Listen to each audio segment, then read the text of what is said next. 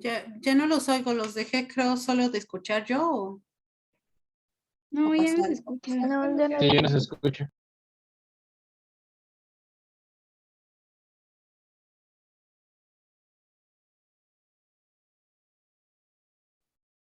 Hola, hola, ¿todo bien? ¿Todo bien?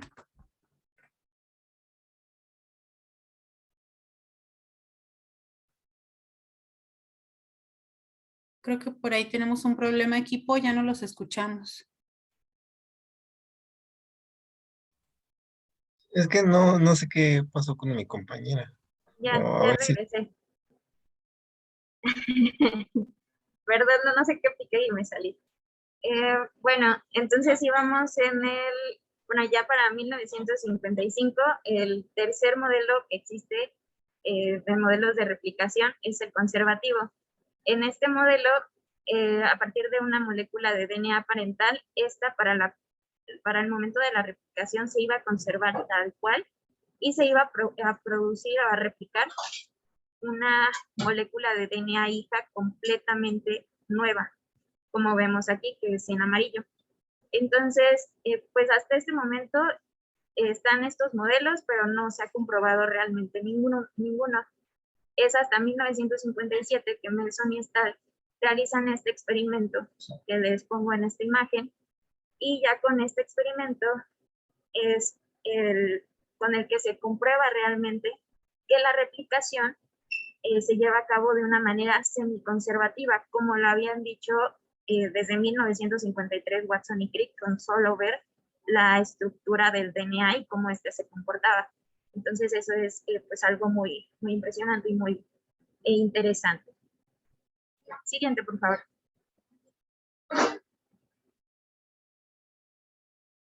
Bueno, a lo largo de esta presentación les vamos a comentar sobre este proceso de replicación del DNA en eucariotes. Sin embargo, les queremos mencionar como las diferencias principales que existen entre la replicación entre procariotes y eucariotes. Siguiente, por favor. La primera es que en eucariotes este proceso de replicación va a ser más lento, teniéndose en procariotes una tasa de replicación alrededor de 500 nucleótidos por segundo, mientras que en humanos la tasa de replicación baja a 50 nucleótidos por segundo. Esto es debido a que podemos ver una diferencia en el tamaño de los genomas. En la tabla les coloco diferentes organismos con sus respectivos tamaños de genoma y vemos que los que están rodeados en rosa son organismos eucariotes, los cuales su tamaño de genoma va en exponentes de 10 a la 8 a 10 a la 10. Mientras que en la parte de abajo, en verde, se tienen organismos procariotes, donde vemos que reduce el tamaño del genoma a un exponente de 10 a la 6. Entonces, esta es una de las razones por las cuales el proceso se hace más lento. Otra cosa es el empaquetamiento de este genoma, y es que sabemos que en eucariotes se lleva a cabo un empaquetamiento en cromosomas, en el cual el DNA se va a encontrar asociado a histonas, formando los nucleosomas y ya posteriormente los cromosomas. Y pues este es un empaquetamiento muy grande por lo mismo, por el gran tamaño del genoma, que se necesita compactar demasiado el material genético. Otra característica que tienen de diferencia estos dos procesos es que en eucariotes va a haber muchos orígenes de replicación simultáneos, a los cuales se les denomina replicones. Y esto lo podemos ver pues algo lógico, porque si decimos que es un proceso en eucariotes más lento y aparte el material que se tiene que replicar es muy grande, pues una manera de compensarlo sería generar orígenes de replicación simultáneos para poder llevar a cabo de una manera más rápida este proceso. Mientras que en procariotes, la replicación en bacterias esta va a ser generalmente con un único origen de replicación. Otra característica es que los fragmentos de Okazaki en eucariotes son mucho más pequeños y también van a diferir en los tipos de DNA polimerasas que interaccionan que se involucran en este proceso. De estos tipos de DNA polimerasas en eucariotes nos van a hablar más adelante. Siguiente, por favor.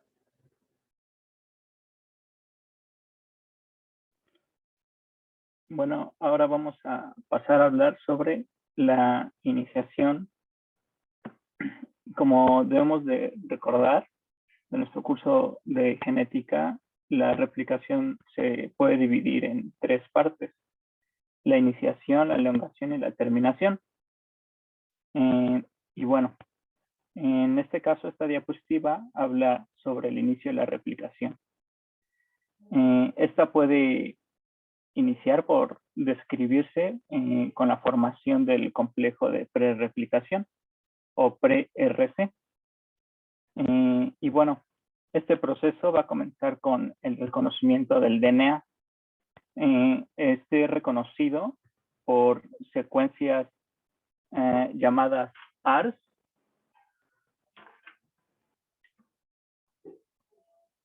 Por secuencias llamadas ARS, que bueno, vienen del nombre de secuencias conservadas de replicación. Estas secuencias son reconocidas por el ORC, que es el complejo de origen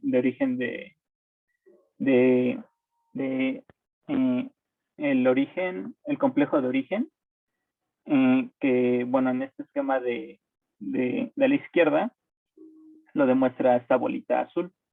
Y bueno, este complejo es un hexámero. Este hexámero se ha dicho que reconoce a las secuencias conservadas de replicación debido al alto contenido de adeninas y timinas, aunque bueno, también se han hecho algunas hipótesis sobre el reconocimiento del DNA debido a su propia estructura.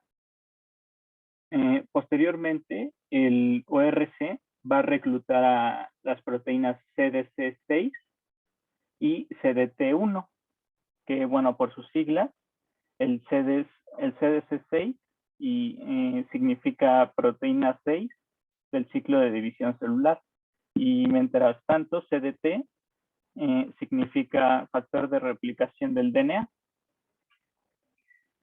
Y bueno, estas proteínas pues van a su vez a tener la capacidad de reclutar a un complejo que se llama MCM, o también lo conocemos como complejo de mantenimiento de minicromosomas. Este, igual que el ORC, es un hexámero. Y todos en conjunto forman el complejo de prerreplicación. Y bueno, cabe recalcar que esto va a suceder en la fase G1 del ciclo celular. Y bueno, posterior a esto se inicia la fase S del ciclo celular. Y bueno, al inicio de la fase S vamos a observar que la actividad de las proteínas como de ciclinas, que son las CDK, van a aumentan en cantidad, y bueno, estas van a ayudar a regular la síntesis del DNA eucariótico. Y bueno, la CDK tiene una función muy importante debido a que van a fosforilar las diferentes proteínas. En este caso, pues fosforilan a la CDC6 y también a CDT1. Las fosforilan y las degradan. Y por otra parte, fosforilan al complejo ORC. Entonces, fosforilando al complejo ORC, por así decirlo, lo inactivan. Entonces, a su vez, el complejo MCM, que tiene una actividad de helicasa, recluta a CDC45 y a un tetrámero llamado GINS, que, bueno, estas dos proteínas lo que hacen es que propician que esta actividad de helicasa se active. Entonces, aquí lo que podemos ver es que en la fase S, estas dos proteínas se van a encontrar presentes unidas con el MCM para que su actividad de ligasa se una, en contraparte de lo que sucede en la fase G1.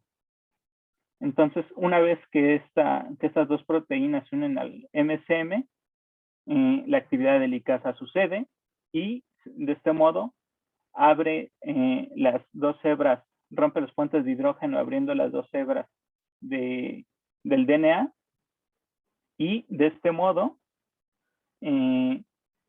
las DNA polimerasas pues pueden, entran y pueden llevar a cabo el proceso de elongación. Cabe recalcar que, bueno, esta MCM sería en lo que es la DNAB en sistemas bacterianos. Y bueno, entramos ya al proceso de elongación.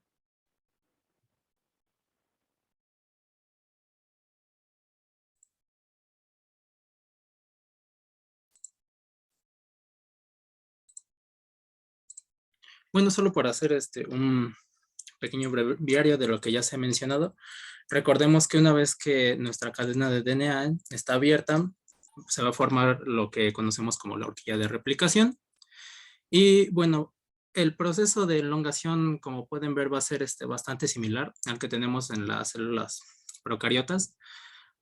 Hay bastantes proteínas que son muy similares. Lo único que, bueno, va a cambiar en este caso es sus nombres, porque la función continúa siendo la misma. Y también solo es para recordarles que en este proceso de la elongación tenemos dos cadenas. Una que va a ser, bueno, la cadena conductora, en donde el proceso de elongación se va a llevar de manera común, o sea, solo se van a agregar los nucleótidos. Sin embargo, debido a la estructura de las polimerasas, que van a ser las proteínas estrellas en esta fase, no se puede llevar este proceso continuo en la otra cadena que conocemos como la cadena retrasada.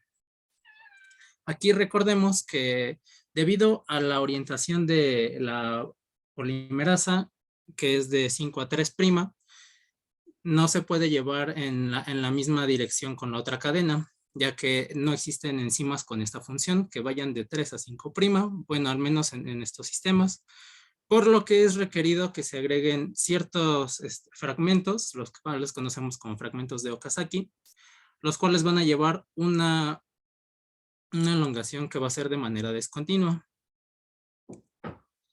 Ahora, hablando un poco más de las polimerasas, si ustedes recuerdan, en los sistemas procariotes, las que funcionan son esencialmente 3. Bueno, eso sí, excluimos a las polimerasas la 4 y la 5 que trabajan, bueno, en la señalización del sistema SOS. Pero bueno, considerando las que van a trabajar para la elongación, van a ser 3. Sin embargo, en eucariotas son más. Son 5 generalmente en eucariotes y en vertebrados, que son las que están aquí presentes, la alfa, beta, gamma, delta y epsilon. Y cada una va a tener ciertas funciones específicas. La alfa va a estar principalmente en conjunto con otra proteína, la cual vamos a conocer como una primasa, la cual, como dice su nombre, va a agregar un pequeño primer de RNA. La beta va a tener una función principalmente de la reparación del DNA y también como relleno de huecos. De la gamma no se conoce pues bastante, bueno, no vamos a estar hablando mucho de esta porque se encuentra principalmente en la mitocondria, pero también se las hago notar. La siguiente, que es la delta, es una de las principales que van a estar trabajando aquí, y esta se encuentra principalmente trabajando en la replicación de la cadena rezagada, aunque también se ha descrito que está en la cadena líder. Y de la epsilon, de esta no se ha estudiado bastante porque hay varios autores que explican que tiene un trabajo de sinergismo con la polimerasa beta. Sin embargo, es bastante importante ya que el proceso de la replicación no se puede terminar si no está presente esta. Y bueno, también esta es bastante importante porque se han encontrado que mutaciones en la actividad de esta polimerasa pueden causar ciertos tipos de cánceres.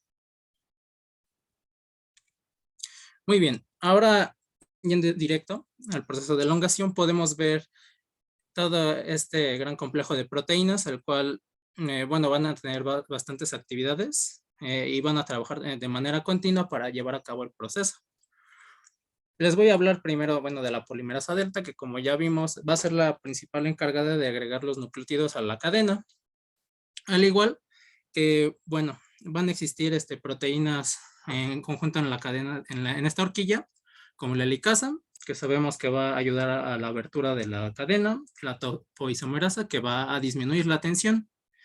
Y ahora aquí también está la polimerasa alfa, que les comentaba hace poco, va a trabajar con la primasa, agregando el pequeño RNA iniciador. Una vez que esta polimerasa junto con su primasa acaban de añadir el pequeño RNA, que es de unos 5 nucleótidos, la polimerasa alfa va a extenderla aproximadamente otros 20 nucleótidos. Entonces, esta polimerasa sale del complejo y entonces va a entrar la otra subunidad de la polimerasa delta. También esta polimerasa delta va a trabajar con varias proteínas que se les considera accesorias, como el PCNA, la cual tiene una forma de pinza. Esta PCNA va a funcionar más que nada para mantener fijo la unión entre la polimerasa y la cadena. La RFC va a funcionar como una enzima que va a ser a su vez una pinza sobre la PCNA.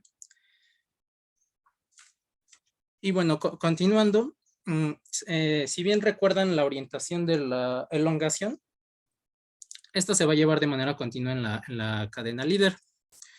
Sin embargo, para que se pueda llevar en la misma dirección en la cadena retrasada, recordaremos que el DNA va a tener que realizar un cierto pliegue en la propia cadena, esta vuelta que podemos ver aquí, para poder entrar en la misma dirección de elongación de la polimerasa. Tal vez este diagrama aquí como que no le hace justicia a la manera en que se lleva a cabo, ya que, bueno, hay más complejos de pinzas aquí, que son proteínas que mantienen a estas dos unidas, como si fuese una unión de dímeros. Este esquema de aquí es un poco más realista de cómo se lleva a cabo, pero aún así, bueno, va a requerir de muchas proteínas accesorias. Ahora, bueno, mientras este proceso de elongación va ocurriendo, va a llegar un punto en donde la propia polimerasa se va a encontrar de nuevo con los pequeños primers que colocó la polimerasa alfa. Bueno, aquí lo que va a ocurrir es un proceso de despegue en donde va a haber un cachito de DNA sintetizado que va a desplazar a este pedazo de aquí, que era el pequeño primer. Sin embargo, el primer aún no está unido a la cadena, entonces es como que queda flotando, queda volando. Y aquí es donde va a entrar esta otra proteína, la cual la conocemos como FEN1, la cual va a servir para cortar ese pequeño cachito del primer que quedó colgando, como pueden ver aquí. La cadena comienza su elongación y entonces se levanta el primer, queda volando y finalmente llega la FEN1 a cortar este cachito de aquí. Sin embargo, como se pueden dar cuenta, va a quedar un hueco en donde no van a existir nucleótidos pegados. Aquí van a actuar otras enzimas que, bueno, les hablarán más adelante. Para dar en cuenta lo que les comentaba sobre el pliegue y este complejo de pinzas de las polimerasas, encontramos este pequeño video que, bueno, más o menos le da una forma de cómo se lleva a cabo este proceso de replicación. Del ADN, las dos cadenas de la doble hélice actúan de moldes para la formación de nuevas moléculas de ADN. El copiado ocurre en una región localizada llamada horquilla de replicación, una estructura con forma de Y donde un complejo multienzimático sintetiza las cadenas nuevas de ADN. Aquí, el ADN que será copiado ingresa desde la izquierda. Una cadena nueva sale de la parte superior del cuadro y la otra cadena nueva sale de la parte inferior. El primer paso en la replicación del ADN es separar las dos hebras con una enzima llamada helicasa. Esta hace girar el ADN para separarlo a 10.000 revoluciones por minuto en el caso de sistemas bacterianos. Las cadenas separadas se llaman 3' y 5', y se distinguen por la dirección en la que los nucleótidos se unen. La cadena de ADN 3', también conocida como cadena líder, es desviada hacia ADN polimerasa y se usa como molde continuo para la síntesis de la primera hélice de ADN hija. La otra mitad de la doble hélice de ADN, conocida como la cadena rezagada, tiene la orientación opuesta y consecuentemente requiere un mecanismo de copiado más complicado. A medida que emerge de la helicasa, la cadena rezagada se organiza en secciones llamadas fragmentos de Okazaki. Estos luego son presentados a una segunda ADN polimerasa en la dirección preferida, de 5' a 3'. Estas secciones son efectivamente sintetizadas en forma inversa. Cuando se finaliza el copiado, la sección terminada se libera y el próximo bucle se trae para su replicación. Si bien este mecanismo parece intrincado, varios componentes se han dejado afuera intencionalmente para evitar mayor confusión. Las hebras de ADN expuestas son cubiertas por proteínas protectoras. En algunos sistemas incluso se pueden presentar múltiples fragmentos de Okazaki.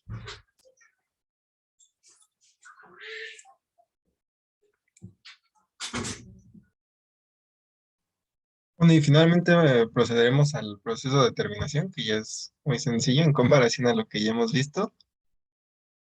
¿Puedes pasar a la siguiente?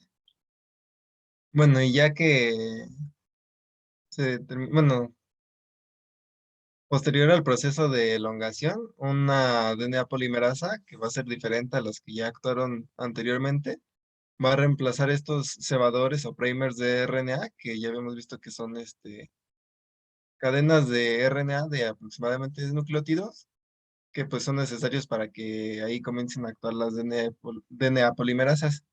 Los va a reemplazar y ya va a colocar pues estas porciones de DNA para que ya para darle forma a estas cadenas, porque pues obviamente no podemos tener uracilos, por ejemplo, ahí. ¿Le puedes pasar a la siguiente? Posteriormente, ya que se reemplazaron estos cebadores, van a actuar la DNA ligasa, que pues se va a encargar de unir todos estos fragmentos y cadenas nuevas que se han formado para que haya un enlace fosfodiéster, para que sea la misma cadena a sí misma, y ya se van a ir formando pues las dos nuevas cadenas, o sea, la doble cadena que era la que se formó con la líder y la doble cadena que es la que se formó con la retrasada. ¿Le puedes pasar a la siguiente? Y bueno, terminando este proceso, se va a dar un acortamiento de los telómeros, ya que la porción final de estas cadenas de ADN, pues ya no suele como emparejarse y no tiene doble cadena y pues se va a perder. Y pues se va desgastando este ADN y bueno, no sé si recordemos, por ejemplo, en el caso de la oveja Dolly, que es clonada y pues en este caso, se menciona que su ADN era como viejo, digamos, y pues por esto mismo pues murió pronto esa oveja. Y bueno, también para evitar esto pues van a actuar ciertas enzimas que son las telomerasas que van a generar que van a alargar estas cadenas de los telómeros con nucleótidos que pues no son genes que produzcan algo, no son importantes, nomás para que cuando se acorten no se pierdan genes importantes. ¿Le puedes pasar a la siguiente? Y bueno, también es importante la corrección de errores porque pues ya mencionaba mi compañera Ilse que pues este es un proceso muy tardado y aparte pues es muy grande el genoma de los eucariotes. Y bueno, este proceso se da de manera diferente en los procariotes, pero bueno, en este caso va a actuar una polimerasa que va a detectar en caso de que haya nucleótidos incorrectos, que bueno, obviamente pues van a estar mal emparejados, a lo mejor una citosina con una adenina, ¿no? Por decir.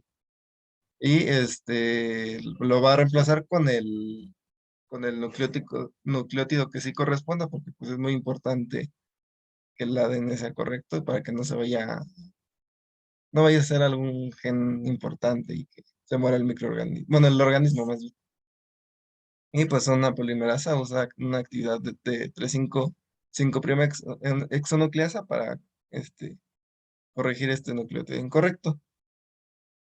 Y bueno, creo que eso sería todo por nuestra parte. Creo que siguen las referencias y no sé si haya dudas o comentarios. ¿Dudas, comentarios, sugerencias? ¿No? Muy bonito el video, ¿verdad? Y sí, no, en efecto, pues de repente es como muy difícil, pues describir todo lo que pasa en la replicación del DNA en una sola imagen, ¿no? Como decía su compañero, o sea, a veces por hacerlas como un poco más comprensibles o más simples, pues es imposible poner como ahí de repente todos los pasos y todas las proteínas que están involucradas. Pero, bueno, pues es importante que sí tengamos en cuenta que es un proceso mucho más complejo de lo que ya de por sí se ven las imágenes, ¿no?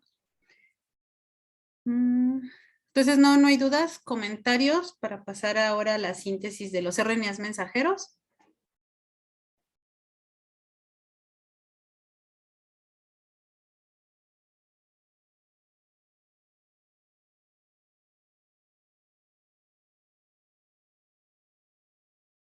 No, profesora, todo bien.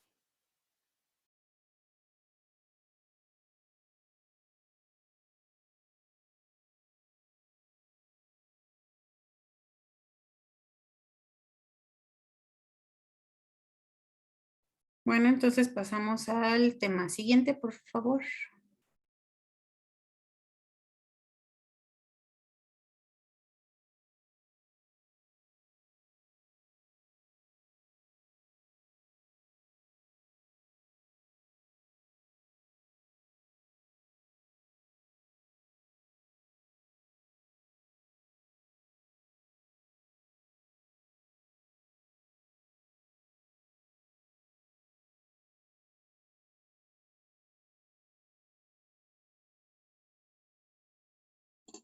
Ya vamos.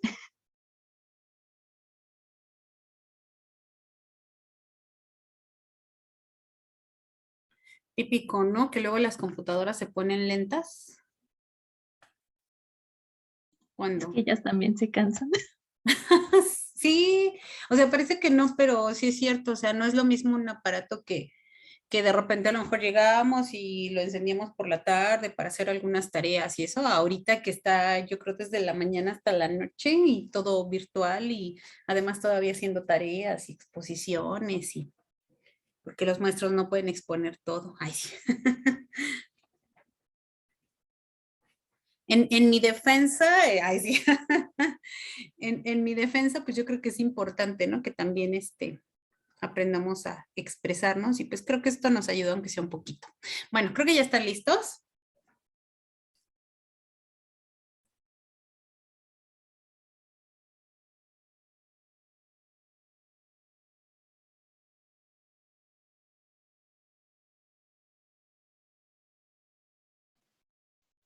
Bueno, buenas tardes, compañeros y profesora. Nosotros somos el equipo 1, que está conformado por mi compañera Yesenia, mi compañera Lisbeth, mi compañero Adolfo y su servidora Alejandra.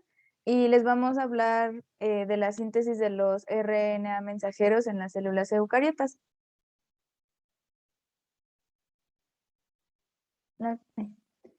Entonces, para comenzar, pues la transcripción de una célula eucariota es más compleja que la de las bacterias.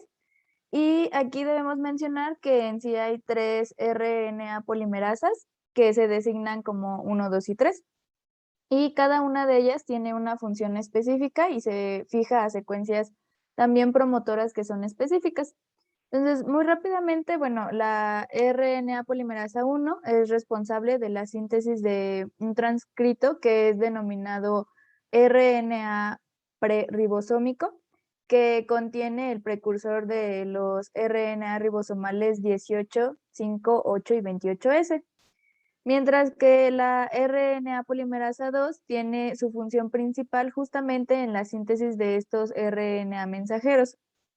Y finalmente la 3 produce RNA de transferencia. Entonces, igualmente debemos de recordar que el proceso de transcripción, tanto en procariotas, consta de 3 etapas, y a diferencia de eucariotas, aquí vamos a tener 4, que son la iniciación, la elongación, la terminación y la maduración.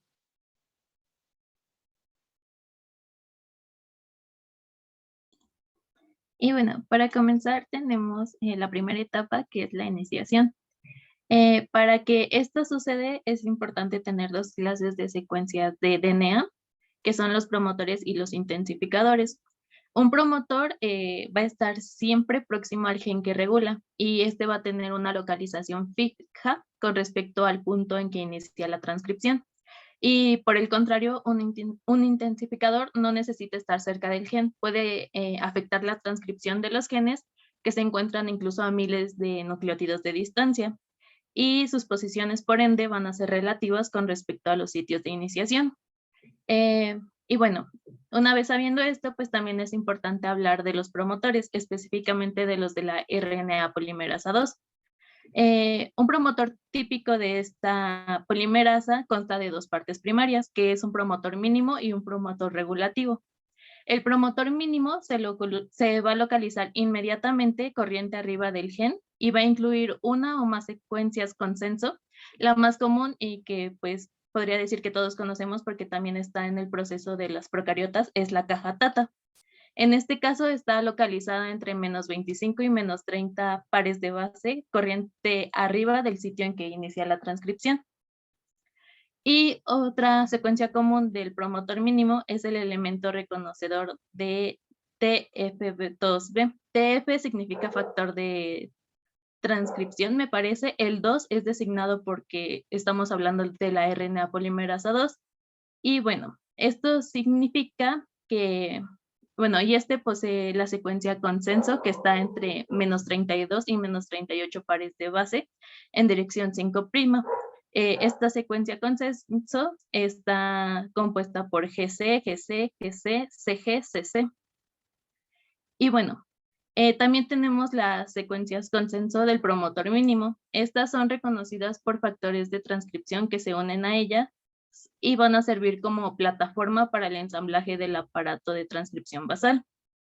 Y el promotor regulativo se localiza inmediatamente corriente arriba del promotor mínimo en dirección 5', que es lo que podemos ver en la imagen del lado derecho. En ellos es posible encontrar diferentes secuencias consenso y estas pueden estar mezcladas o apareadas en combinaciones diferentes, como se puede observar en la imagen. Y lo que va a suceder es que las proteínas activadoras de la transcripción se van a unir a estas secuencias y van a establecer contacto con el mediador en el aparato de transcripción basal. Y por ende van a afectar la velocidad en la cual inicia esta. ¿Le podrías cambiar de diapositiva, por favor? Y bueno, les he estado hablando acerca del aparato de transcripción basal. Esto es necesario para dar comienzo a los niveles mínimos de transcripción. Está formado por la RNA polimerasa 2 y también por una serie de factores de transcripción general y un complejo de proteínas que es conocido como mediador. Los factores de transcripción general incluyen a TF2A, TF2B, TF2D, E, F y H. Y bueno, lo que sucede es que TF2D se va a unir a la caja Tata y va a determinar la posición del sitio activo de la RNA polimerasa 2 para que así comience la transcripción en el lugar correcto. Este factor de transcripción va a contar de al menos 9 polipéptidos y uno de ellos es la proteína de unión a la caja Tata que está denominada ahí como TBP. Esta va a reconocer a la caja Tata del molde de DNA y se va a unir a ella. Se va a unir al surco menor y se va a colocar, podríamos decir, que ahorcajada sobre el DNA como si fuera una cinta de montar molecular. Y de esta manera lo va a curvar y va a permitir que se desenrolle en forma parcial. Otras proteínas llamadas factores asociados con la TBP, que se abrevia como TAF, se van a combinar con la TBP para formar el factor de transcripción TF2D completo. Y los otros factores de transcripción van a desempeñar funciones adicionales. Por ejemplo, El TF2A va a ayudar a estabilizar la interacción entre la TBP y el DNA. Y el TF2B va a desempeñar un papel de selección del sitio de iniciación. Y el TF2H va a tener actividad de helicasa y va a desenrollar el DNA durante la transcripción. Y por último, es importante mencionar que pues, el mediador desempeña un papel en la comunicación entre el aparato de transcripción basal y las proteínas activadoras de este. Siguiente, por favor. Bueno, después de esta iniciación, el siguiente paso pues, es el proceso de elongación. Y bueno, durante esta etapa de elongación lo que pues, se va a producir es el crecimiento de la cadena. Esto pues mediante la incorporación de ribonucleótidos con bases complementarias a la cadena molde. Y esta pues se va a ir formando o va a ir creciendo a partir del extremo 5' al 3'. Y al final el transcrito que se va a obtener pues va a obtener la misma secuencia o bueno, va a tener la misma secuencia de la cadena codificante. Pero la diferencia es que este transcrito va a tener la base uracilo en vez de la timina. Y bueno, en cuanto a este proceso, lo que va a suceder es que una vez que se forma todo el complejo de iniciación que se mencionó ya en la diapositiva anterior, a lo que es el extremo C-terminal del ARN polimerasa, lo que, bueno, es fosforilado en numerosos residuos y esto va a provocar un cambio conformacional de la polimerasa, de modo que se va a ir liberando el complejo de iniciación y comienza pues la síntesis del transcrito primario. Y bueno, como vemos en las imágenes, mientras va este transcrito, pues poco a poco se va liberando por la parte posterior. Y esto continúa así hasta pues ahora sí que el final del transcrito, que es el siguiente paso, que es la terminación. La siguiente, por favor. Y bueno, como les comentaba, en esta elongación, pues obviamente la cadena pues va creciendo. Y en este caso la RNA polimerasa 2 pues va a seguir transcribiendo mucho más allá de las secuencias codificantes que nosotros necesitamos. Entonces, lo que aquí va o vamos a observar es, bueno, en el punto 1, pues vemos justamente que esta polimerasa pues sigue transcribiendo. Entonces, lo que sucede es que se produce una incisión cerca del extremo 3' del RNA, mientras que la ARN polimerasa sigue transcribiendo, que es lo que vemos en el punto 3. En el punto 4 vemos aquí la aparición de la endonucleasa RAT1, en la cual se va a unir al extremo 5' del ARN. En el 5 pues vemos que se sigue moviendo la ARNA polimerasa y de tal manera que se va degradando el RNA a medida que va avanzando. Y entonces cuando esta endonucleasa RAT1 se acerca a la polimerasa, pues la transcripción se termina y de esta manera pues se libera este transcrito. La siguiente, por favor.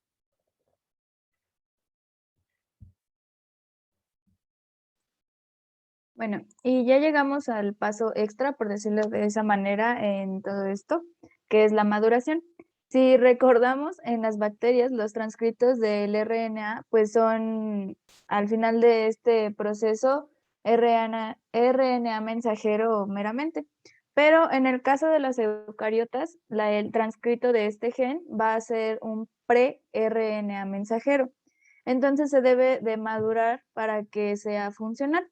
Y esto se logra mediante diferentes mecanismos, como la modificación del extremo 5', que se adicione una colita de poliadeninas en el extremo 3', la remoción de los intrones, que lleva por nombre splicing, o la edición propiamente del RNA. Entonces, comenzando con el extremo 5', que sería también el agregar este capuchón que también le llaman. Se trata de la adición de una guanina en este extremo, así como de grupos metilo que van tanto en la base de esa guanina como en el grupo 2' del azúcar de uno o más nucleótidos. Y este proceso, bueno, se menciona que toma lugar rápidamente luego de que se inició la transcripción. Entonces, a detalle lo que sucede es que se lleva a cabo por medio de una enzima que está asociada a la RNA polimerasa 2 en el dominio C-terminal. Y lo primero que observamos es que en ese extremo 5' hay 3 grupos fosfato. Uno de ellos se va a eliminar y entonces va a ser cuando podamos añadir ese nuevo nucleótido, esa guanina, que se une de forma, pues de forma no común, vamos a decirlo de esa manera, porque se forma un enlace 5', que después permite que se añada un grupo metilo en ese extremo, en la posición 7 de la base de la guanina terminal. Y entonces ahora pasa de ser una guanina común y corriente a ser una 7-metilguanina. Y también, como les mencioné, se puede añadir un grupo metilo en esta posición 2' del azúcar, que puede ser tanto en el segundo como en el tercer nucleótido. Y básicamente, ¿en qué nos ayuda a tener ese capuchón? Bueno, nos va a facilitar la unión al ribosoma para su traducción, va a incrementar la estabilidad de este RNA mensajero y va a protegerlo de la acción de las exonucleasas. Siguiente, por favor. Como también les mencioné, se puede agregar una cola de poli-A. Esta modificación se encuentra también en la mayoría de los RNA mensajeros de eucariotes y recibe propiamente el nombre de poliadenilación y es básicamente añadir de 50 a 250 nucleótidos de adenina en este extremo 3'. Y igual que la modificación anterior o el proceso de maduración anterior, va a aumentar la estabilidad de este mensajero, va también a aumentar la unión al ribosoma para su traducción y también evita o disminuye el efecto de las exonucleasas sobre él. Y para esta modificación lo que actúa es se le llama una poli-A polimerasa que reconoce la señal de poliadenilación, que se refiere a una secuencia consenso que es AAU-AAA, que suele estar entre 11 y 30 nucleótidos río arriba del sitio donde se hace el corte. Además de que hay una secuencia rica en uracilos, que también puede ser rica en guaninas y uracilos, que a diferencia suele estar río abajo de ese mismo sitio de decisión. Y cuando el corte es completado, viene propiamente la poliadenilación, que es añadir pues todas estas adeninas en ese extremo 3', creando así la colita de polias. Y estos dos procesos son también un método de regulación, puesto que la cantidad del RNA mensajero que se transcribe no solo depende de la cantidad que se produzca o de los promotores que mencionaba mi compañera Lisbeth al principio, sino también de qué tantos permanecen al momento de llevar a cabo la traducción. Siguiente, por favor. Y bueno, ya como últimas partes de esto, tenemos también otro proceso que se conoce como splicing o empalme o ajuste del RNA. Y de manera pues resumida, este proceso o este paso es fundamental previo a la traducción de ese RNA, debido a que en este paso se eliminan regiones no codificantes o también llamados intrones que pueden estar presentes en ese RNA, pero también al mismo tiempo va como parchear o unir esas regiones que sí son codificantes y que son vitales para la síntesis de proteínas. Otro propósito de este paso es que va a permitir la expresión de proteínas, así como diferentes variantes de estas mismas, empleando un único gen. Y de este empalme, este empalme a grandes rasgos también permite la diferenciación de las células que pueden estar formando tejidos, así como también a la adaptación al estrés ambiental. Y ustedes se preguntarán cómo se realiza este proceso. Pues de manera resumida, tenemos que se tiene el pre-RNA mensajero, en el cual están los exones y un intrón. En este caso, la maduración por el método de splicing se realiza por 5 unidades de ribonucleoproteínas, las cuales se van a unir a las regiones 5' de cada exón, bueno, de un exón, y a la región 3' de otro exón. En este caso, el RNA mensajero es cortado en el sitio de empalme 5', y el extremo 5' del intrón se une a un punto de ramificación que es una secuencia que está dentro de este intrón. Esa secuencia tiene una caja que es semiconservada, que es de secuencia UAC, UAAC, y posterior a esto se hace, como lo vemos aquí en la imagen, como un nudo o pues sí, como una unión entre esa misma secuencia del intrón. Posterior a esto, otra ribonucleoproteína hace el corte en el sitio de empalme del sitio 3', siendo así que el intrón es liberado y se pueden unir dos exones mediante otras ribonucleoproteínas. Y el intrón es degradado, mientras que los exones que forman el RNA mensajero pues ya pueden ser directamente traducidos o son liberados o son exportados fuera del núcleo.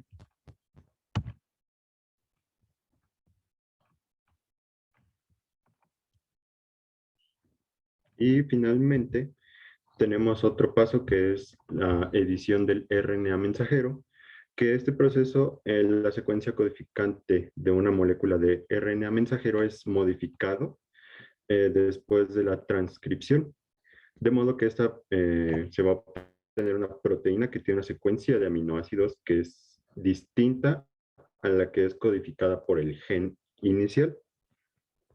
Y en este caso el proceso se realiza, ya que se tiene el RNA mensajero preeditado ya sea por alguno de los pasos anteriores, se aparea con un RNA mensajero que es guía. Y este RNA mensajero guía sirve como molde para la adición, deleción o alteración de ciertas bases. Y finalmente se tiene que el RNA mensajero ya por fin maduro es liberado y el RNA mensajero guía como conclusión, este RNA guía va a añadir nucleótidos al pre-RNA mensajero y que no estaban como tal presentes o que no estaban codificados en el DNA del cual se sintetizó este RNA. Y bueno, eso sería todo.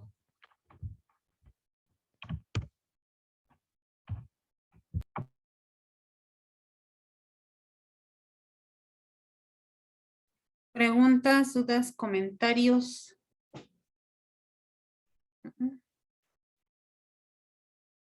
Bueno, pues si no, pasamos a la síntesis, bueno, a la traducción o síntesis de proteínas.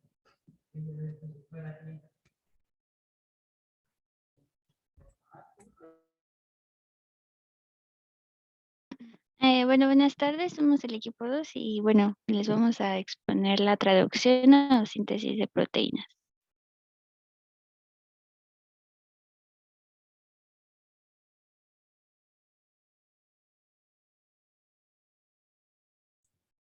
Bueno, para comenzar, recordemos pues el dogma central de la biología molecular que establece que el flujo de información es desde el DNA hasta la síntesis de proteínas. En otras palabras, el DNA contiene las instrucciones para crear las proteínas. Estas instrucciones se transcriben a RNA y posteriormente se traducen a proteínas mediante el código genético. De esta forma, podemos definir el proceso de traducción como el proceso en el que la información genética presente en una molécula de RNA mensajero especifica la secuencia de aminoácidos durante la síntesis de proteínas. Y recordemos pues el código genético que va a ser la herramienta para este proceso. Y bueno, en el cual tenemos el codón de inicio, que es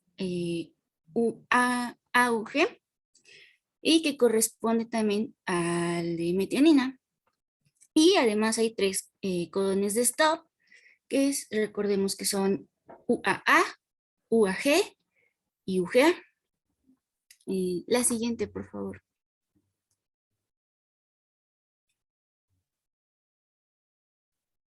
Bueno, también consideramos importante mencionar los tipos de RNA, que bueno, ya mencionaron aquí el primero, el RNA mensajero, que este se va a caracterizar por ser los portadores directos de la información genética desde el núcleo a los ribosomas. Y bueno, ya nos mencionó el equipo anterior la característica que tienen y que bueno, en eucariontes, en el extremo 5' poseen un grupo metilguanosina unido al trifosfato, que pues también se conoce como capuchón, y en el extremo 3' posee una cola de poliar. También tenemos el RNA ribosomal, que va a constituir el 80% del RNA celular total, y este tiene la propiedad de que pues, son metabólicamente estables, lo que es indispensable para el funcionamiento constante del ribosoma. Los ribosomas citoplásmicos eucarióticos están constituidos por 4 moléculas de RNA y de 70 a 80 proteínas que se van a encontrar divididos entre las dos subunidades ribosómicas, como lo podemos ver en la imagen, que bueno, estas son designadas de acuerdo a sus coeficientes de sedimentación, 40S y 60S. La subunidad 40S comprende una molécula de RNA ribosomal 18S y 30 proteínas, mientras que la subunidad 60S contiene 3 RNA ribosomales, 5S, 5.8S y 28S, y 50 proteínas. Y finalmente aquí en la tabla pues está el RNA de transferencia, que este va a constituir aproximadamente el 15% del RNA celular total. Y entre las funciones que presenta está que el transporte de aminoácidos a los polirribosomas, así como la traducción del código genético del RNA mensajero. En la figura podemos observar que el emparejamiento de las bases entre los nucleótidos del tRNA resulta en una estructura tipo trébol. En sus extremos 3', todos los tRNAs tienen la secuencia CCA, que va de 5' a 3', a los cuales los aminoácidos se van a unir prevalentemente por un aminoácido tRNA sintetasa. Y en el extremo opuesto del tRNA está el brazo de anticodón, en el cual pues su nombre lo dice, contiene el anticodón, que es la secuencia de 3 bases que se va a unir a un codón complementario en el RNA mensajero. Y bueno, este diagrama de trébol es una representación bidimensional de una molécula tridimensional. En 3 dimensiones, la molécula de tRNA está doblada en forma de L, como lo podemos ver aquí. La siguiente, por favor.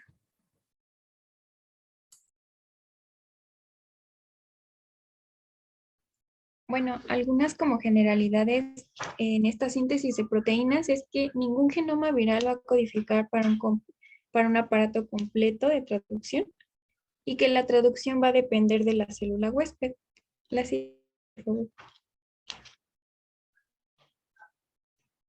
Bueno, en este caso también quise agregar el diagrama general del ciclo de vida del virus para que más o menos empiecen a ubicar en qué parte de todo ese ciclo se lleva a cabo la replicación y la expresión. No me quiero meter mucho en el ciclo de vida porque pues ya habrá una clase en la que se explique, pero en ese caso pues se da la fijación.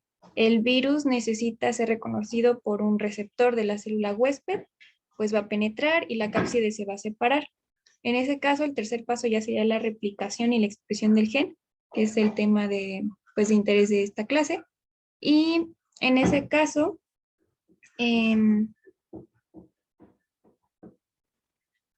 tenemos que las proteínas virales producidas también van a variar de un virus a otro, porque pues no todos comparten las mismas proteínas, por eso va a depender. Y los virus van a codificar las proteínas tanto de la cápside como de la envoltura pues ya propia del virus. Y lo que sería a grandes rasgos la replicación implica el copiar el genoma viral y producir más proteínas virales, de tal manera que ya se puede ensamblar y forme ya toda la estructura del virus. Siguiente, por favor.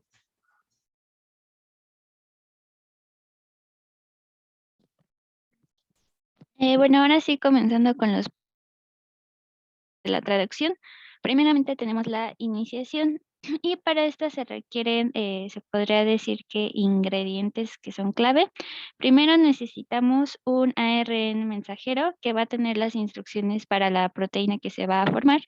El ribosoma, en donde pues ya nos comentó mi compañera, está compuesto por 2 subunidades y un ARN de transferencia o de inicio que lleva el primer aminoácido de la proteína, que generalmente es metionina, y esta corresponde al codón de iniciación A o G. Y bueno, este conjunto es conocido como el complejo de iniciación y es necesario para que se lleve, más bien para que empiece el proceso como que ya es la traducción.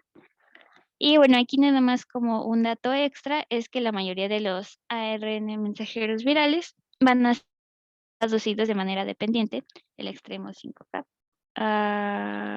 Ay, no. Ahora sí, el siguiente paso de la traducción pues es la elongación, donde básicamente la cadena de polipéptidos que se va a ir formando va a aumentar su longitud. Bueno, primeramente tenemos nuestro primer ARN de transferencia que, como ya les mencioné, lleva la metionina y este va a estar ubicado en el ribosoma en el sitio P, que es este de aquí. Y junto a él va a estar expuesto un nuevo codón. En este caso, pues sería, representado en la imagen, sería el GCC. Y este va a estar ubicado en el sitio A, que es básicamente como, lo podemos imaginar como una pista de aterrizaje, donde va a llegar el siguiente ARN de transferencia, que va a ser complementario a este codón que está expuesto aquí. Bueno, una vez que se haya colocado el siguiente ARN, el ARN, perdón, de transferencia, se va a dar la formación del enlace peptídico entre estos dos y pues básicamente ahora vamos a tener el extremo amino que viene de la metionina y del otro aminoácido sería el extremo carboxilo. Una vez formado este enlace peptídico, el ARN va a seguir avanzando del ribosoma. Si estaba aquí, pues ahora pasó acá. Y va a avanzar pues un codón. Y este avance va a permitir que el ARN de transferencia, que es, bueno, que aquí tenía la metionina, ahora esté sin su aminoácido, es decir, que va a estar vacío y va a permitir la salida de este a través de este sitio que aquí se ve mejor, que sería el sitio E. Y también va a exponer al mismo tiempo a un nuevo codón que, bueno, en el sitio A, que va a permitir que pues básicamente este ciclo se esté repitiendo y repitiendo y repitiendo hasta que tengamos nuestra proteína.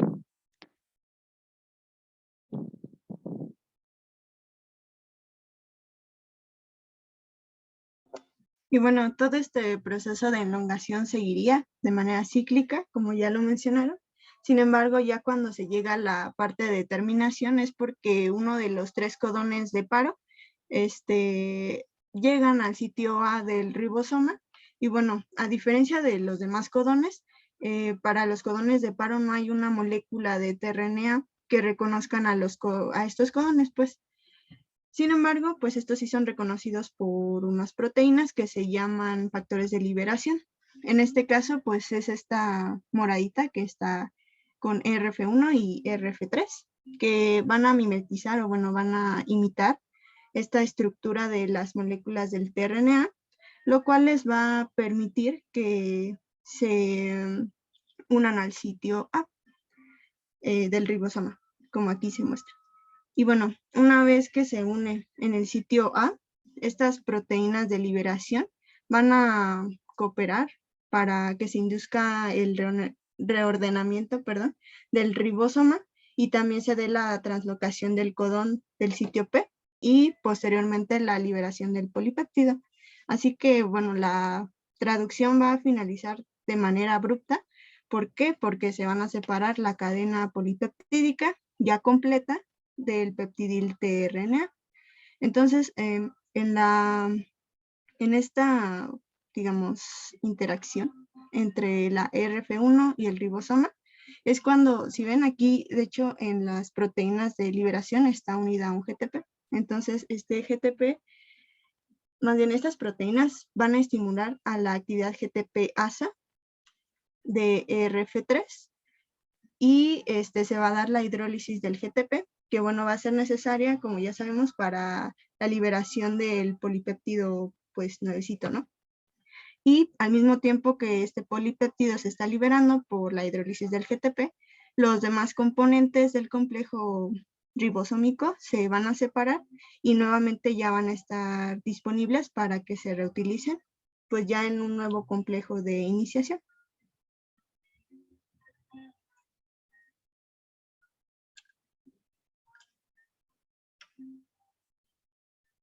Y bueno, esta tablita que, bueno, muestra algunas, así como dice, diversidad de estrategias de traducción viral.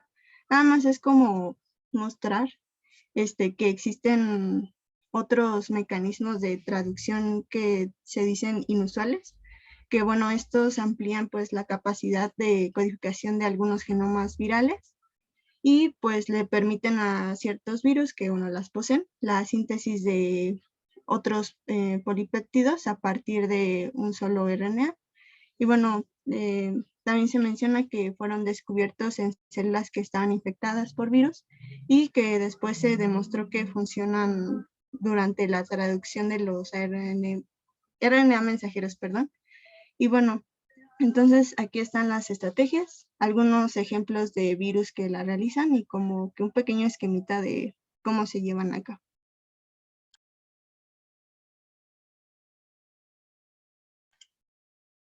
Y pues eso sería todo de nuestra parte. Muy bien, ¿dudas, comentarios? Qué bueno que nos expusieron a explicar todo lo de las estrategias del virus, porque serían como 3 clases aparte, que de hecho pues es lo que vamos a ver posteriormente, ¿no? Entonces, pues bueno, como justo dijeron sus compañeras, ahorita pues terminaron con eso, que efectivamente, ¿no? Realmente, pues los virus son parásitos obligados de la célula justamente porque aun cuando puedan sintetizar para sus polimerasas o para algunas cuestiones de la replicación de su genoma, realmente lo que casi ningún virus sintetiza o lleva la información genética para sintetizar, pues es toda esta maquinaria de traducción. Entonces, pues no importa que ellos, digamos, a lo mejor de forma más o menos independiente pudieran replicar sus genomas virales, si no pueden sintetizar sus proteínas, si no tienen estos tRNAs y todas estas cosas, pues como ustedes ya vieron, realmente no se puede llevar a cabo la síntesis, ¿no? Ningún virus tiene ribosomas. Entonces, pues bueno, ya de entrada, pues desde ahí, ¿no? Eso es lo que los hace parásitos obligados. Y entonces, ¿no tienen dudas sobre estos temas que acabamos de ver?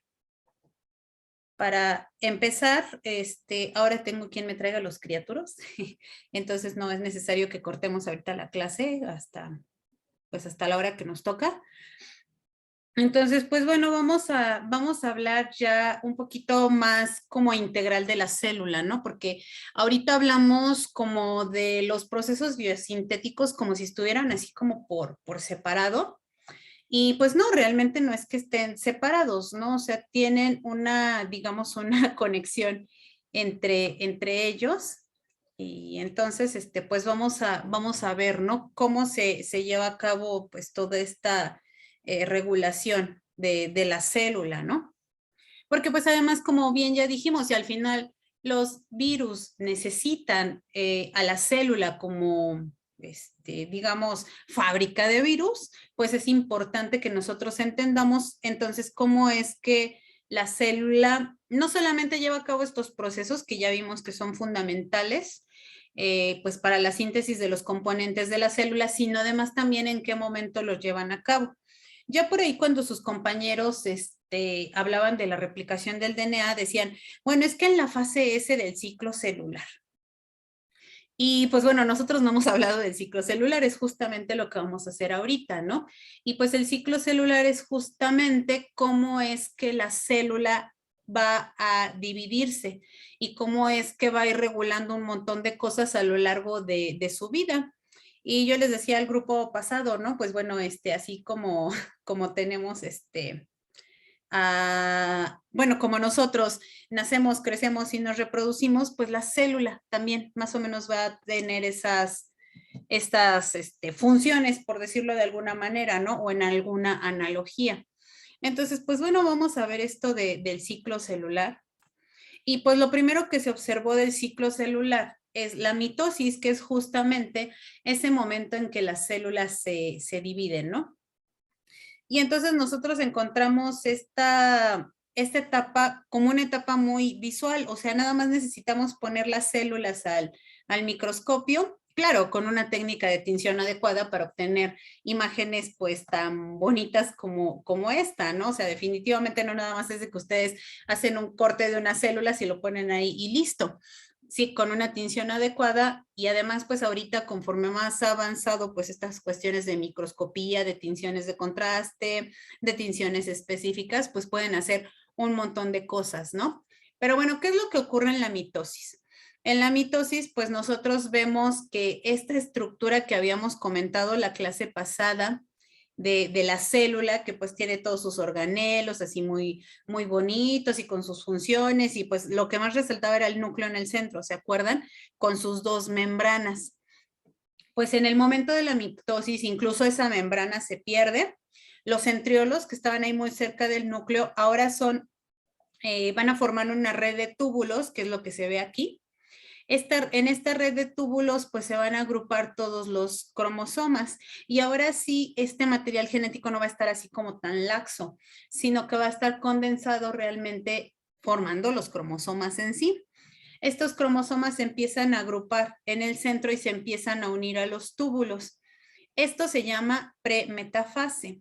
Cuando todos estos cromosomas ya realmente se alinean en los túbulos y se adhieren por el centriolo, entonces ahora se le va a llamar metafase. Una vez que todos los cromosomas están ahí pegados y fijados a estos túbulos se empiezan a jalar y a separar cada una de las cromátides hermanas a cada uno de los extremos, ¿no? A lo que era inicialmente el centriolo, los empieza a jalar a cada extremo y entonces de esta manera está separando el material genético de lo que era una célula para ahora formar dos células. Y pues finalmente vemos ya aquí el grupo de cromátides de este lado, otro grupo de este lado, y pues obviamente todos estos túbulos otra vez rearreglándose, ¿no?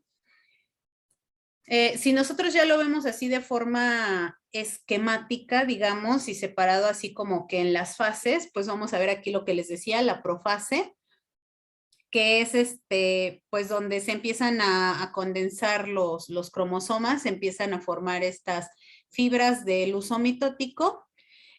Algunos autores esto ya lo mencionan todavía como parte de la profase o algunos lo ponen como prometafase, en donde ya realmente los cromosomas ya se adhieren a las fibras, ¿no? Aunque todavía no están completamente alineados al centro, que sería la metafase. Les digo, algunos pues lo consideran todavía como profase, pero bueno, al final lo más relevante es pues que entendamos, ¿no? Que los cromosomas tienen que pegar al uso mitótico, independientemente a lo mejor de cómo le quieran llamar a la fase, para alinearse. Una vez que ya están alineados, les digo, se llama metafase. Y ahora, ¿de qué o para qué nos sirve esta alineación? Pues esto es para garantizar que efectivamente todos los cromosomas están pegados y además que todos se van a separar de forma ordenada y pues garantizar que efectivamente una cromátide se vaya para un lado de la célula y la otra cromátide para el otro lado y se distribuyan de forma uniforme. Ahora, en la anafase, pues es como les decía, cuando ya estos usos mitóticos se empiezan a contraer y empiezan a jalar las cromátides hermanas, siempre agarrados de aquí del centrómero. Y finalmente tenemos la telofase, que es cuando ya realmente se han dividido estos cromosomas, se vuelve a formar la pared del núcleo y empieza también a separarse la célula, pues en todos los demás componentes, que sería ya entrar directamente a lo que es la citocinesis, ¿no? Ya justamente, pues separar el citoplasma, mitocondrias, etcétera, y formar 2 células hijas. Y entonces, pues yo les decía a los de la clase pasada que en realidad ahorita es como el spoiler de la película, ¿no? Porque como que ya les platiqué el final, ¿no? Ya la célula se dividió y formó un par de células hijas. Bueno, o sea, ¿y qué pasó antes? O sea, ¿cómo se preparó la célula para todo esto? Pues más bien esa es la trama de la película, ¿no? Y bueno, les platico primero esto de la mitosis, porque en realidad también, como les decía, pues cronológicamente o históricamente fue lo primero que se descubrió por pues todos esos cambios morfológicos, ¿no? Que tenía la célula. Que además pues eran muy, muy visibles. De hecho, a lo mejor incluso a algunos de ustedes les tocó que en la primaria o en la secundaria luego es cuando más lo hacen, que agarran estas células de la raíz de la cebolla, las machacan y es lo que observan, ¿no? Esta división celular, además poniéndole a las células una sustancia que se llama colchicina para que para empezar las células como que se hinchen un poquito y los cromosomas también se aglutinen, realmente se condensen y sean más visibles, ¿no? Pero incluso, como les digo, eso puede ser una práctica de secundaria. Entonces realmente son cosas relativamente fáciles de ver, ¿no? Lo que no es tan fácil de ver es pues todo lo que pasa en esta parte, como yo les decía, cómo la célula se prepara para hacer toda esa cosa maravillosa que es la división.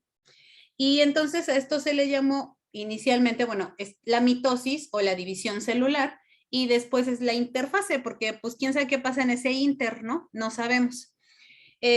Poco a poco, pues obviamente se empezaron a hacer investigaciones al respecto y se vio que en esta interfase una cosa que tenía que pasar, que además pues yo creo que es bastante obvio, ¿no?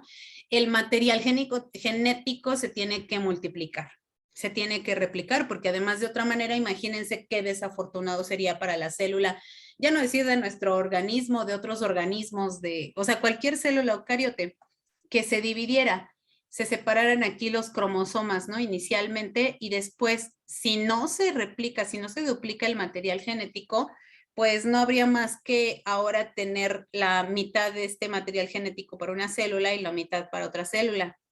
Y entonces al final estaríamos terminando con células de 1/4 del material genético, que obviamente no sería compatible pues para la supervivencia de esa célula, ¿no? Entonces, obviamente, pues tiene que suceder la duplicación del genoma y entonces se vio que había una etapa en la que la célula sintetizaba su DNA y esa se le llamó fase S. Se vio que además esta fase S pues no era inmediatamente después de que la célula ya había, digamos, nacido, ¿no? Ya que teníamos esta célula hija, sino que realmente aquí tenían que pasar algunas cosas. Ahora también se vio que después de la síntesis del DNA, pues también tenían que suceder otras cosas para que la célula se pudiera dividir. Entonces a estas etapas, digamos, intermedias, les pusieron gap, o sea, de hueco, o sea, como que quién sabe qué sucede ahí, hay un hueco de información, no sabemos, ¿no? Lo mismo, se siguió investigando y entonces pues se notó que en estas etapas de hueco o gap realmente sucedían un montón de cosas, ¿no? Y entonces pues si nosotros ya vemos así como la película completa, pues nosotros vamos a tener aquí una célula hija que obviamente nació de la división de otra célula previa. Esta célula hija pues tiene que pasar a la etapa G1, que es donde estos cromosomas se van a descondensar, o sea, ya no van a estar así en cromátides, se van a formar otra vez pues todas las estructuras, la célula tiene que crecer, obviamente, y se prepara para entrar a la fase de síntesis del DNA. Una vez que este DNA se ha sintetizado, en la fase S, viene la fase G2, que pues ya es básicamente de preparación para la mitosis y otra vez. Entonces esto es a lo que vamos a llamar ciclo celular.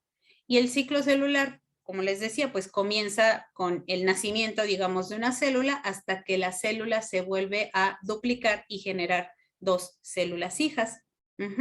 ¿Hasta acá vamos bien? Entonces, si tenemos que definir qué es el ciclo celular es un conjunto de eventos ordenados que culmina en la división celular.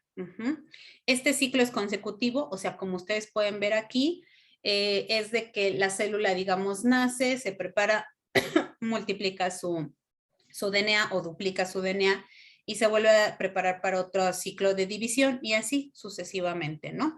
Entonces esto es consecutivo, no es de que, pues primero la célula nació y después sintetizó el genoma y después se preparó para la división, pero se dio cuenta que no había duplicado todos sus demás organelos y lo hace, ¿no? O sea, son pasos consecutivos ordenados y que además son irreversibles. O sea, una vez que la célula avanza, la siguiente etapa ya no se puede regresar. Igual, ¿no? No es así de que, pues ya estoy sintetizando el DNA, pero se me olvidó que me hacen falta mitocondrias, pues me regreso. Con esto tampoco quiero decir que en la fase S no se puedan sintetizar otros componentes que no sean justamente el DNA, pero obviamente no lo van a hacer al grado que lo hacían aquí, y pues la célula ya va a estar sintetizando otros componentes que son propios de esta etapa, ¿no? A eso me refiero con que no se va a regresar, no con que, pues aquí exclusivamente se va a dedicar a producir este DNA y no va a generar energía, por ejemplo. No, obvio sí, pero bueno, pues la etapa, digamos, en la que la célula va a estar, pues va a ser principalmente de síntesis de DNA. ¿Sí? ¿Hasta acá vamos bien? Creo yo que en realidad esto está, pues, sencillito hasta aquí, ¿no? Y pues que realmente también como pues todo lo que ya vimos, ¿no? De replicación de RNA, de la síntesis de los mensajeros, de la traducción, pues en realidad ya nada más es un poquito repaso de clases que han visto previamente. Entonces vamos a hacer pues digamos un resumen o ya poner ahí como que lo que sucede en cada etapa. Entonces, decíamos aquí, esta célula nace, por decirlo de alguna forma, producto de la división celular. Y entonces, ¿qué creen que es lo primero que tendría que pasar con esta célula?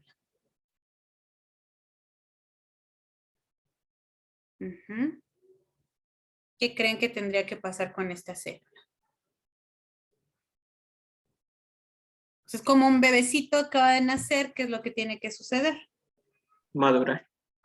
Madurar, exactamente. Entonces esta célula, pues además imagínense, está chiquita, acaba de nacer, tiene su genoma a la mitad, pero además también tiene la mitad de mitocondrias, la mitad de retículo endoplásmico, la mitad de retículo, retículo endoplásmico rugoso, liso, aparato de Golgi, etcétera. Todos sus componentes están más o menos a la mitad. Entonces lo primero que tiene que hacer es madurar. Permítanme un momento.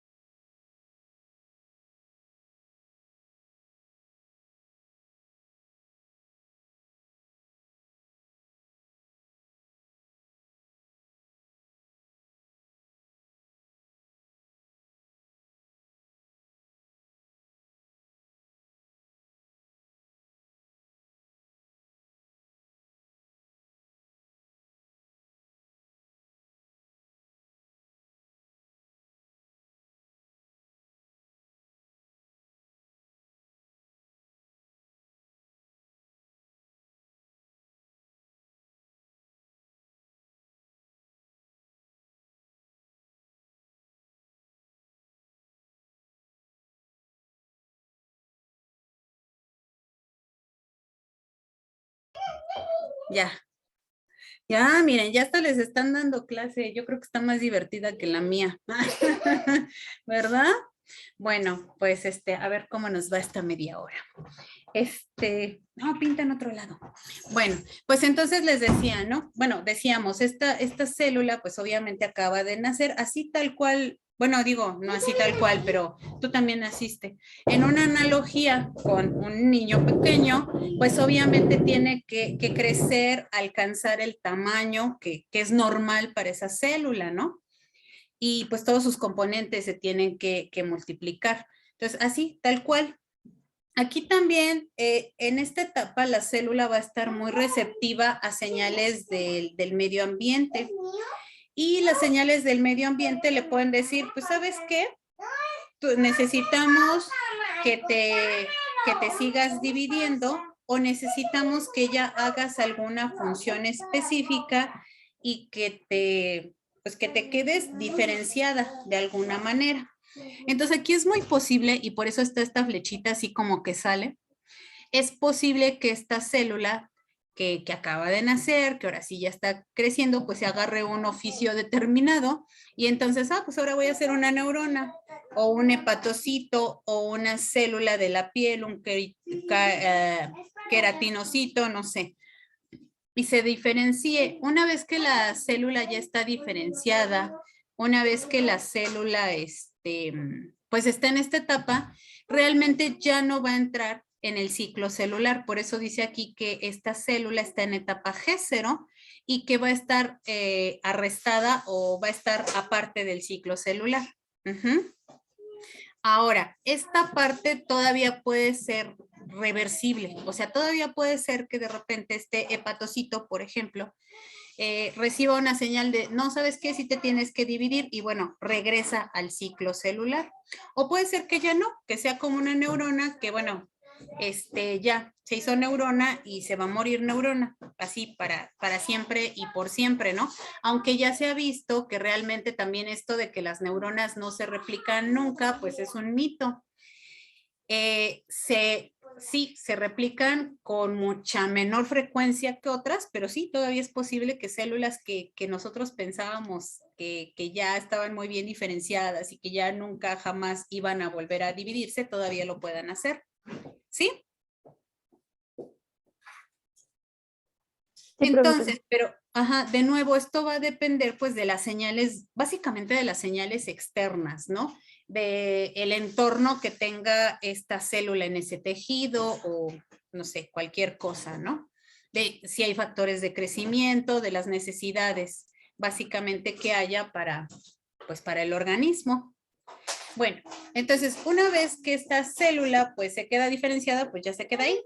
Si recibe señales para dividirse, pues se divide. Sí, mi amor, mañana también. Entonces, la célula, una vez que ya recibe señales para dividirse, es entonces cuando va a duplicar su material genético y pasa a la fase S. Después de la fase S, pues pasa a la fase G2, que bueno, realmente ya la fase G2 es una fase donde pues ya la célula básicamente se va a preparar para la división celular y pues pasa a la división y se repite, ¿no? Y pues esto va sucediendo siempre en todas las diferentes células de nuestro cuerpo. Bueno, ahora nada más aquí pues es importante hacerles notar que esta etapa G1, muchos autores la pueden diferenciar, digamos, en etapa G1 temprana, que es justo antes de que la célula decida, digamos, si se divide o sigue en el ciclo, y esta es la etapa de mayor síntesis. O sea, es la etapa en la que la célula está más activa, porque hagan de cuenta así tal cual como los niños, ¿no?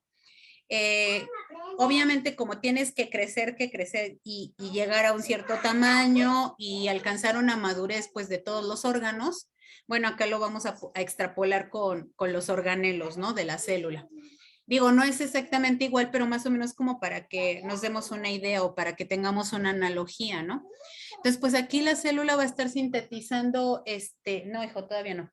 pues un montón de cosas para pues regenerar, imagínense, mitocondrias, retículos, vesículas, un montón de cosas. Entonces aquí realmente la célula va a estar sintetizando y sintetizando cosas como loca, ¿no? Entonces en la etapa G1 temprana es la etapa de mayor actividad biosintética de la célula. Y a lo mejor ustedes podrían pensar, bueno, ¿qué no sería la etapa de mayor actividad biosintética cuando se está replicando el DNA? Ya nos pasaron, ¿no? Incluso un video ahí bien bonito de un montón de proteínas que están involucradas. ¿Sí lo pasamos con ustedes? Sí, ¿verdad? Perdón, es que como tuve esta clase igual inmediatamente antes, se me va luego al santo al cielo, pero bueno, ya nos explicaron pues lo complejo, ¿no? Que es la replicación o la duplicación del genoma. Sí, ciertamente esta etapa también es una etapa pues de síntesis bastante fuerte, pero pues básicamente nada más del DNA, no se compara con todas las cosas que se tienen que sintetizar acá. De nuevo, no es que acá en la fase C no se pueda sintetizar otra mitocondria si se dañó o no se pueda recomponer un retículo endoplásmico, cosas así, pero obviamente no es el mismo grado de síntesis que podríamos tener en la etapa G1. ¿Hasta acá vamos bien? Entonces tenemos 20 minutitos, no creo que Sí, acabemos profesora. todo lo de la Todo bien.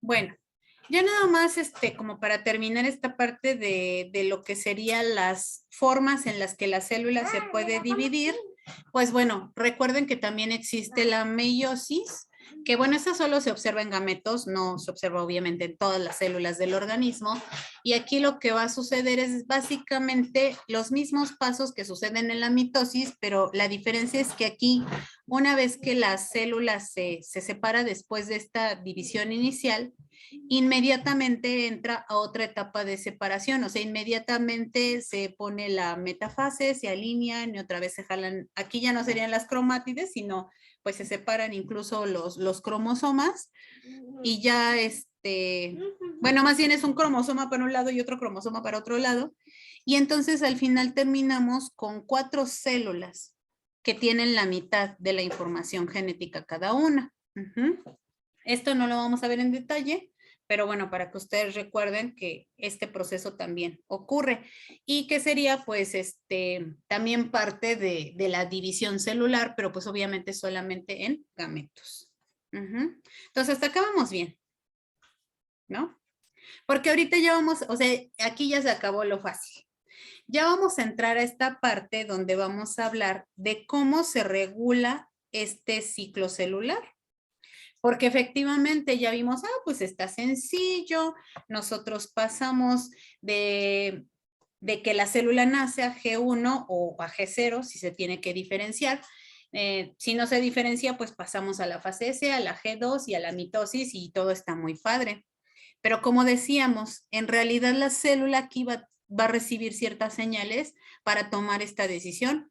O sea, la célula no nada más decide así porque sí, sino que realmente tiene que ver con todas las necesidades del organismo. Entonces, pues vamos a ver cómo se regulan todas esas necesidades, ¿no? Y entonces aquí vamos a tener proteínas muy importantes que se llaman ciclinas. Y pues yo creo que el nombre les dice todo, ¿no? Las ciclinas, pues obviamente van a ser proteínas reguladoras del ciclo celular. Y ahora vamos a ver cómo lo hacen estas ciclinas. No es que sean proteínas cíclicas, más bien se les llama ciclinas porque regulan el ciclo. Entonces, estas ciclinas, lo que pasa es que más bien son proteínas, es esta proteína que está aquí de amarillito o que está representada con esta imagen. Y estas proteínas van a regular o van a activar a otras proteínas, que son las sinasas. Sinasas es K, ¿no? O quinasas, muchas personas en español también lo mencionan así, quinasas. Quinasas dependientes, por eso es la D, de ciclinas. Y entonces estas sinasas dependientes de ciclinas son proteínas que tienen una cierta actividad. ¿A qué se refiere con sinasa? ¿Qué significa sinasa? ¿Se acuerdan? No. Mi hijo dice que no. ¿Qué fosforilan? Exacto, son proteínas que fosforilan o también pueden desfosforilar, o sea que mueven fosfatos, ¿no? Y básicamente los mueven cortando, por eso se llama asa. Entonces esas son, silencio Marcos, esas son las sinasas, pero hagan de cuenta que estas sinasas no están activas, o sea, están ahí, hagan de cuenta que la sinasa es como mi mano, ¿no? Y la parte de que va a fosforilar o de fosforilar es esto, ¿no? Como, digamos, mi palma o mis dedos cuando se abren y se cierran. Pero las sinasas, si no están activas, pues están como así, o sea, simplemente no están funcionales. Y funcionan cuando yo las prendo, digamos, con la ciclina y entonces sí, ya se vuelven funcionales. Entonces es por eso que hemos visto que las ciclinas son realmente las que van a dar como la señal para que ahora se lleve a cabo todo el ciclo. Entonces, vamos a ver que esto es un procedimiento, hagan de cuenta como, ¿se acuerdan como la cascada del complemento en inmunología? Que una proteína activaba a la otra y esa a su vez a otras y así sucesivamente hasta que teníamos pues el efecto del complemento. Pues aquí va a ser algo parecido. Unas proteínas que son las ciclinas activan a las sinasas dependientes de ciclinas y las ciclinas al fosforilar o defosforilar a otras proteínas van a activar algunas a otras ciclinas o pueden activar factores de transcripción y entonces de esta forma vamos a regular el ciclo celular. Ahora entonces ya pueden ir pensando o imaginándose que esta regulación es compleja, porque pues tan solo que necesitamos una proteína para activar a otra y esa a su vez para otra y así sucesivamente, pues entonces pueden ver que esta es una regulación que puede ser muy compleja y por lo tanto muy fina, porque podemos tener diferentes puntos donde este ciclo se puede regular.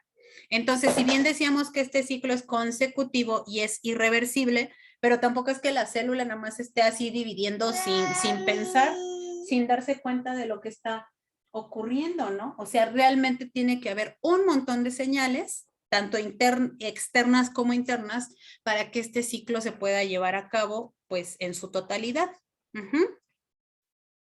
Bueno, pues vamos a ver cómo funciona esto.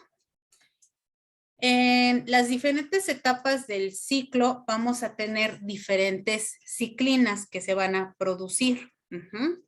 Entonces, una vez que la célula ya ha decidido entrar al ciclo celular, o sea, ya sintetizó todos sus componentes, ya está lista, no se diferenció o se diferenció, pero recibió alguna señal de, ¿sabes qué? Vuélvete a dividir. Entonces empiezan a sintetizar unas ciclinas que se llaman ciclina D, o bueno, una proteína que se llama ciclina D. Esta ciclina D es la cáscara, hija. Esta ciclina D puede activar a sinasas dependientes de ciclina, especialmente a dos, a la sinasa dependiente de ciclina 4 y a la sinasa dependiente de ciclina 6. Estas sinasas, a su vez, pues van a hacer una señalización para que ahora se empiecen a expresar otras ciclinas, como son la ciclina E. La ciclina E activa a la sinasa dependiente de ciclina 2 y esto va a activar a otra ciclina. Bueno, esto va a ser una señal para pasar a la fase S y va a activar a la ciclina A.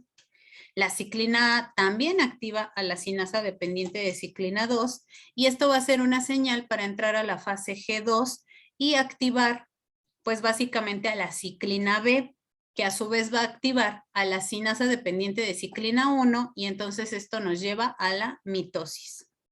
¿Sí? Sí, ¿me van siguiendo? Sí.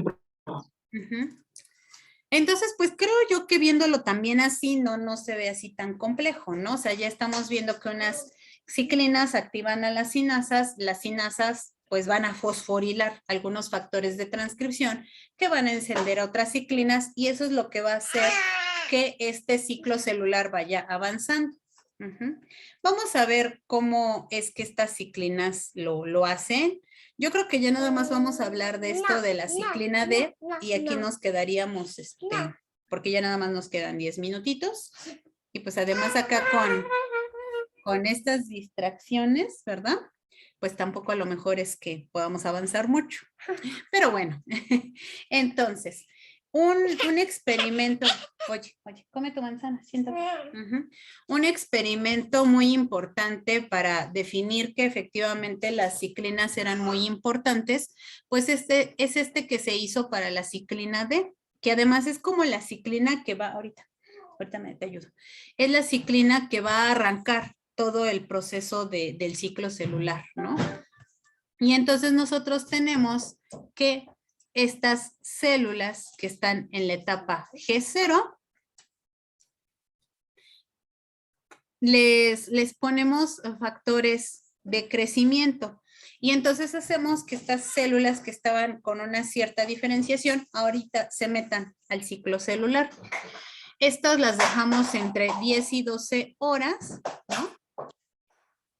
Pero las separamos en dos grupos. Aquí tenemos un grupo que simplemente pues le adicionamos los factores de crecimiento y ya. Y aquí vamos a tener otro grupo a los que a las células les vamos a microinyectar anticuerpos contra la ciclina D. ¿Qué es lo que van a hacer estos anticuerpos? Pues obviamente van a reconocer específicamente a la ciclina D y se van a unir a ella y la van a bloquear. Entonces ya la ciclina D no va a ser funcional. Y entonces la ciclina D ya no es funcional. Mientras que en estas células que pues obviamente no le pusimos anticuerpo, pues simplemente siguen su ciclo normal.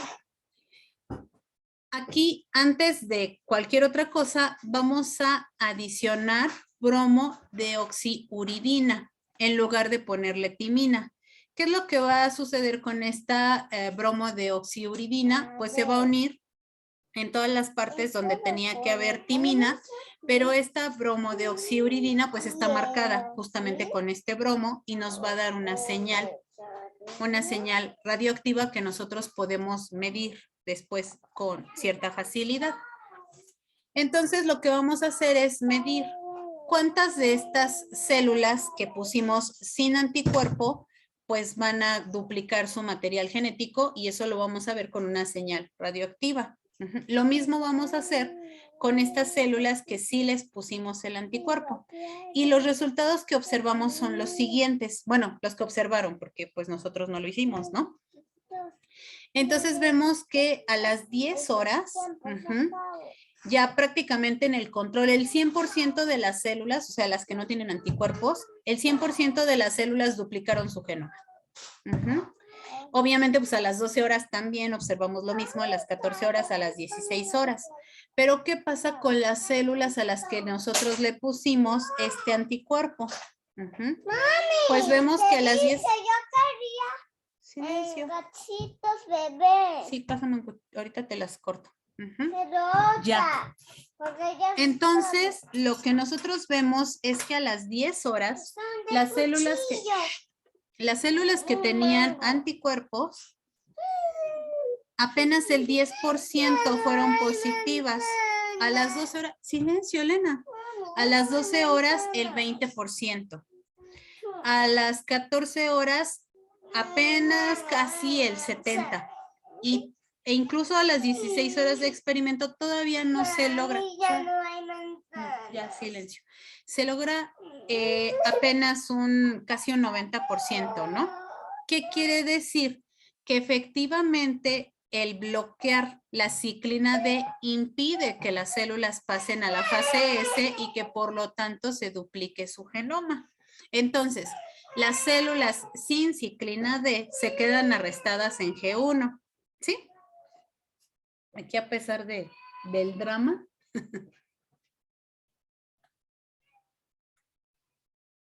Bueno, pues creo que lo podemos dejar aquí para empezar la siguiente clase, pues justamente a ver ya a nivel molecular, pues qué es lo que hace esta ciclina.